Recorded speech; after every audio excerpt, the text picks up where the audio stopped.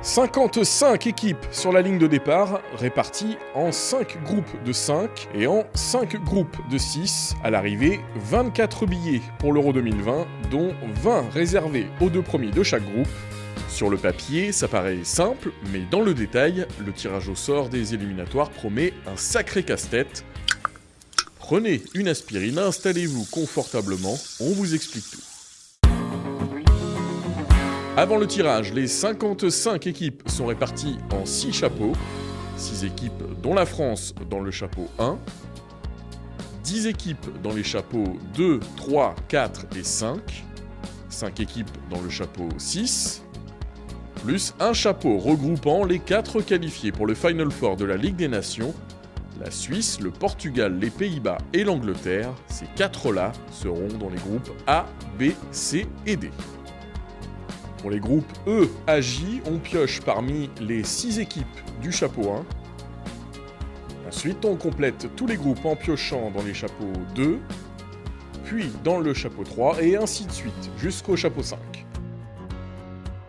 Les équipes du chapeau 6 sont évidemment dans les 5 groupes de 6, en l'occurrence ceux de F à J. Mais là où ça se complique, c'est qu'on ne peut pas mettre n'importe quelles équipes ensemble dans un même groupe. Contrainte numéro 1, l'organisation. Habituellement, le pays hôte n'a pas besoin de passer par la case éliminatoire, il est directement qualifié pour son Euro. Et là, impossible, l'édition 2020 se jouera dans 12 villes de 12 pays différents. L'Allemagne, l'Angleterre, l'Azerbaïdjan, le Danemark, l'Écosse, l'Air, l'Espagne, la Hongrie, l'Italie, les Pays-Bas, la Roumanie et la Russie. L'UEFA a contourné le problème. Pas plus de 2 pays hôtes dans un même groupe. Contrainte numéro 2, la géopolitique. Certains pays entretiennent des relations, disons, tendues, d'autres sont ou ont été en conflit. Alors l'UEFA a prévu le coup, le tirage ne les mettra pas dans la même poule. C'est le cas de l'Arménie et de l'Azerbaïdjan, de Gibraltar et de l'Espagne, de la Bosnie-Herzégovine et du Kosovo et de la Serbie, ou encore de la Russie et de l'Ukraine.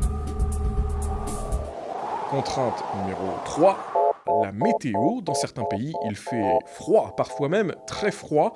L'UEFA a donc dressé une liste blanche. La Biélorussie, l'Estonie, les îles Féroé, la Finlande, l'Islande, la Lettonie, la Lituanie, la Norvège, la Russie, l'Ukraine.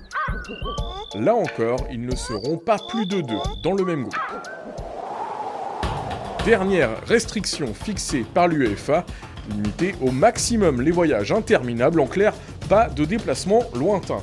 La France, par exemple, ne pourra pas être dans le groupe du Kazakhstan, et pour cause, près de 5000 km les séparent, c'est trop aux yeux de l'UEFA. Alors, avec toutes ces contraintes, dans quel groupe peut tomber l'équipe de France ? Eh bien, on a envisagé 2 hypothèses. Le groupe de la chance, où les Bleus pourraient croiser la République tchèque, la Finlande, l'Estonie, Gibraltar et San Marin. Et un groupe plus relevé, où il pourrait y avoir l'Allemagne, la Serbie, la Roumanie et la Biélorussie. Didier Deschamps sera bientôt fixé, le tirage au sort a lieu dimanche à Dublin, pour des éliminatoires qui débuteront en mars 2019 et s'achèveront dès le mois de novembre. Les Bleus devront terminer parmi les 2 premiers.